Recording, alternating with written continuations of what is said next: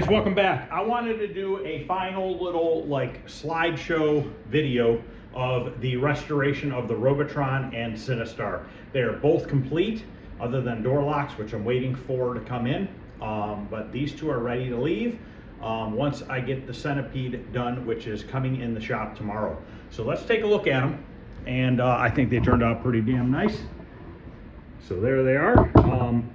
So basically, going back in time, in March of 1982 is when Robotron came out by Williams. Awesome game. They did an awesome job with it. Williams in the early 80s, mid 80s, they were killing it making games and pinballs. They were just doing a great job with everything they did. Eugene Jarvis, Robotron, not sure on Sinistar, I'd have to look that up. I don't know if he was involved in that as well. As far as Sinistar, that came out in February of 83. Yeah, Robotron, March of 82, Sinistar, February of 83. So 11 months later, after they released Robotron, Sinistar came out. I don't know what games came out between these. I didn't look into that. I just kind of wanted to look at the dates on these two. So basically what we're looking at here are two original cabinets, okay, that were completely messed up when I got them. They've been converted multiple times. This is actually, believe it or not, the original side art layout on the cabinet. What I mean by that is it's the original artwork that I touched up. Okay, so it's in the exact same spot that the factory sprayed it in 1982. Same thing with Sinistar, in probably late 82 or early 83, they painted that. They are all in the original spots because they are the original artwork that I touched up and went over.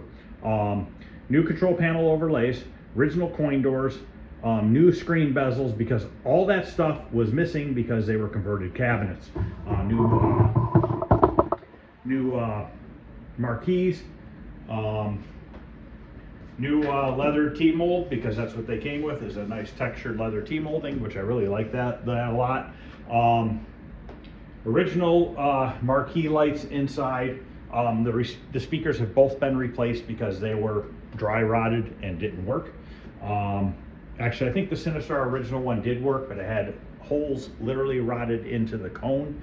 This one just had a shorted voice coil on the speaker. Now, we are not running original boards in this. They are the multi-Williams boards from Arcade Shop. You can buy them on the Arcade Shop. They're $250 each, and they run on a JAMA harness. I did not have any of the internals for these two games because they had been converted multiple times. These are both running a CRT monitor. These are not the two monitors that originally came in the cabinet. I still have those, and I can't say whether or not they are original or not. They did have some screen burn, but screen burn from a couple different games, so it was really kind of hard to tell. So what I did was I went into my stash of monitors that I had already rebuilt. I rebuilt like 30 or 40 of them a couple months ago, and I went and grabbed two rebuilt monitors with virtually no screen burn in them and put them in these two games, just so that they have a really nice look to them. And what I'll do with the monitors that were in here is they have severe screen burn on both of them. I will convert the chassis and the yokes onto 19-inch TV tubes, so that I'll have my monitors back with, I think I have two extra 19-inch TVs that I can actually harvest some tubes from. Looks like on a Sinistar here is my, looks like my brightness is up a little bit too high.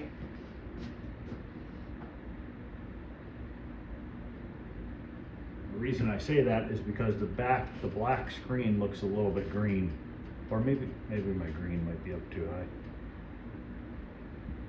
high. That's better. So I'll take you around the back to show you the inside of the cabinet, and then the rest of this video is just going to be photos of start to finish me restoring these games. So basically, I'm going to show them just pictures of when they were picked up. Robotron, I believe it was the last 8 inches of the bottom of the cabinet had to be completely rebuilt. I don't remember if I put a new bottom in Sinistar or not. I've been working on these on and off for several months. I did the body work and stuff, got them body worked right away, and then I waited a little bit, then I touched up the paint, and then painted the cabinets, and then they sat again for a little while, and then I just finished them up this past week. So I'm right on schedule for where I wanted to be, because once I get the centipede done, all 3 of these are going to a guy in Michigan, and he is bringing some more games for me to restore for him. These ones I actually found, and when I found these cabinets, I messaged him and said, hey, you interested in this and that and this? And he's like, yeah, definitely.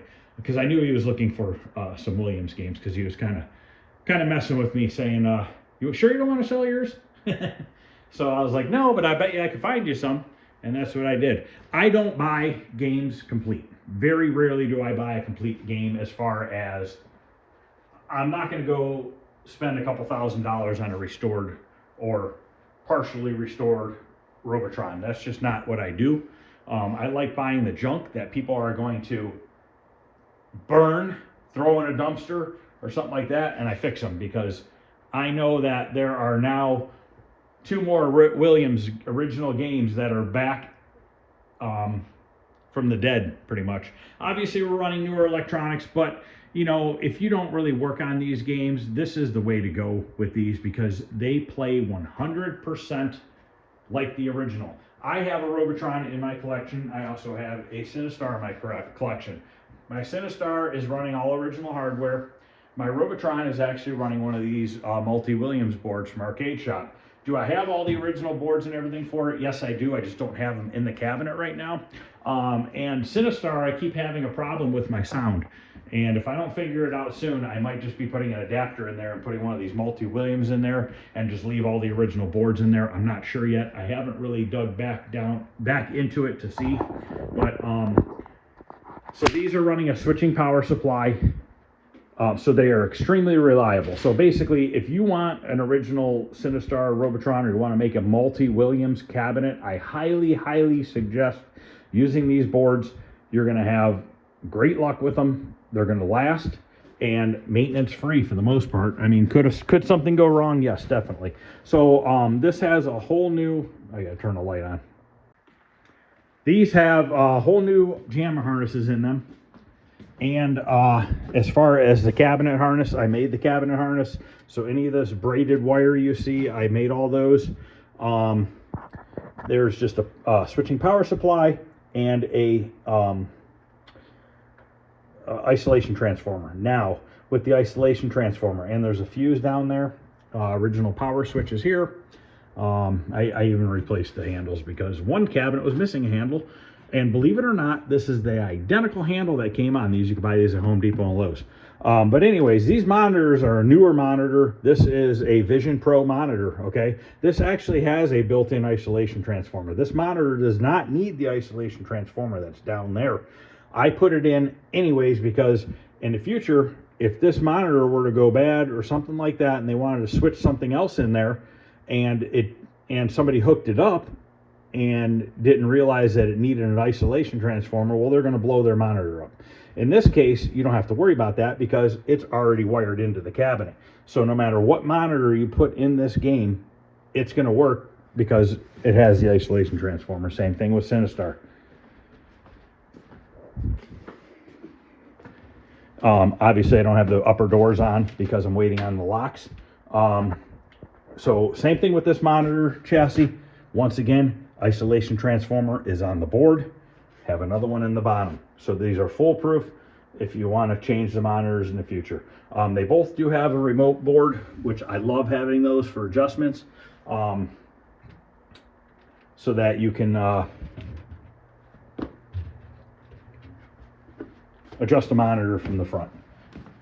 Coin doors are hooked up. They work. The buttons work to get into the test, or into the menu to do changes and stuff like that. At least they usually do.